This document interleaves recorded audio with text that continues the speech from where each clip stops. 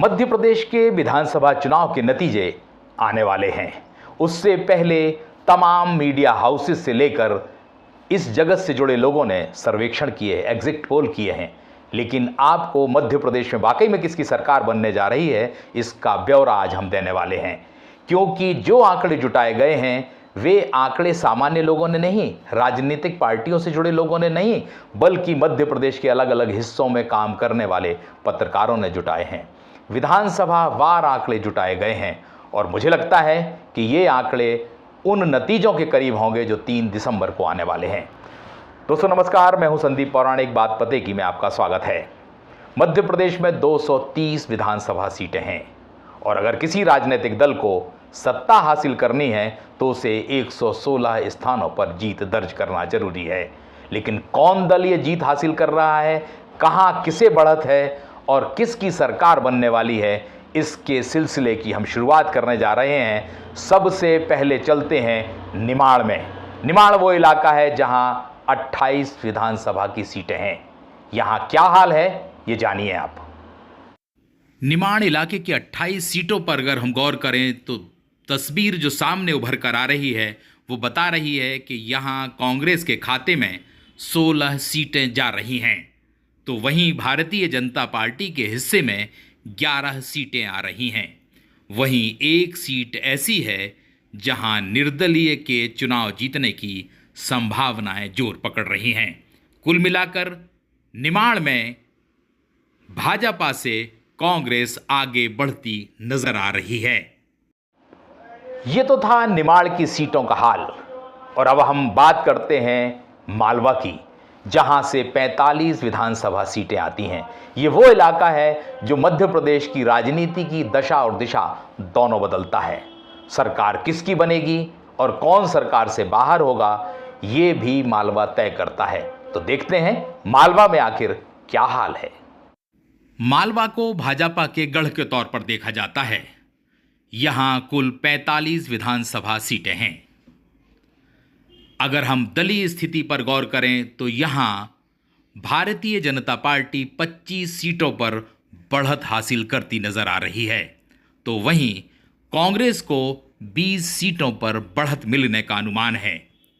तो बात साफ होती है कि मालवा में भारतीय जनता पार्टी अपना किला बचाने में सफल होती नजर आ रही है और वह इस इलाके में कांग्रेस की तुलना में 5 सीटों पर आगे है। मालवा के बाद हम बात करते हैं मध्य की, जहां से 25 विधानसभा सीटें हैं।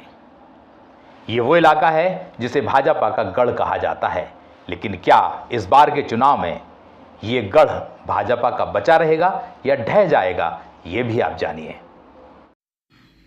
मध्य क्षेत्र में भी मुकाबला बराबरी का नजर आ रहा था, मगर एग्जिट पोल कहानी कुछ और कह रहा है। यहां 25 विधानसभा सीटें हैं, जिनमें से भारतीय जनता पार्टी 16 पर आगे नजर आ रही है, तो वहीं कांग्रेस यहां पर 9 सीटों पर आगे है। कुल मिलाकर मध्य में कांग्रेस और भाजपा में 7 सीटों का अंतर है। और अब बात महाकौशल की।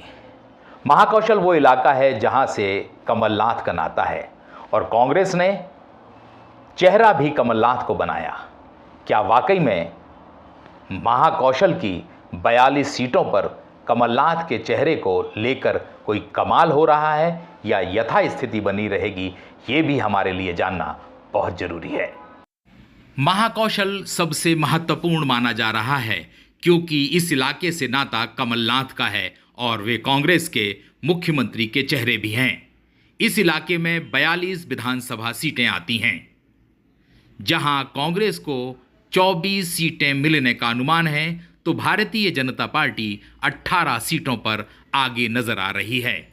कुल मिलाकर माना जाए तो कमलनाथ के चेहरे का महाकौशल में कांग्रेस को बड़ा लाभ मिलता नजर आ रहा है और दोनों ही दलों में तुलना की जाए तो भारतीय जनता पार्टी से कांग्रेस को इस इलाके में 6 सीटें ज्यादा मिलती नजर आ रही हैं। निमाड़, मालवा, मध्य और महाकौशल के बाद अब हम आते हैं विंध्य पर। विंध्य वो इलाका है जहां पिछले विधानसभा चुनाव में कांग्रेस को बड़ा नुकसान हुआ था और भारतीय जनता पार्टी ने बड़ी बढ़त हासिल की थी। क्या वाकई में इस बार भी भाजपा की बढ़त रहेगी या कांग्रेस भाजपा को पीछे छोड़ने में सफल होगी? क्या विंध्य में भाजपा का किला बरकरार रहेगा या कांग्रेस उसे ढहा देगी? विंध्य वो इलाका है जहां पिछले चुनाव में कांग्रेस यहां सबसे ज्यादा पिछड़ी थी और यही कारण है कि इस इलाके पर सबकी नजर है। क्या वाकई में इस इलाके में कांग्रेस की तकदीर बदलने वाली है या फिर भाजपा की बढ़त रहेगी? तो आइए देखते हैं। इस इलाके में कुल 30 विधानसभा सीटें हैं।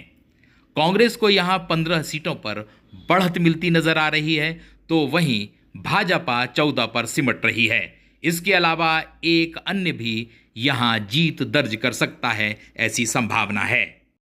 अब बात बुंदेलखंड की, जहां रोचक मुकाबला है और तमाम लोगों की नज़र इस इलाके पर है, क्योंकि ये वो इलाका है जहां से उमा भारती का नाता है।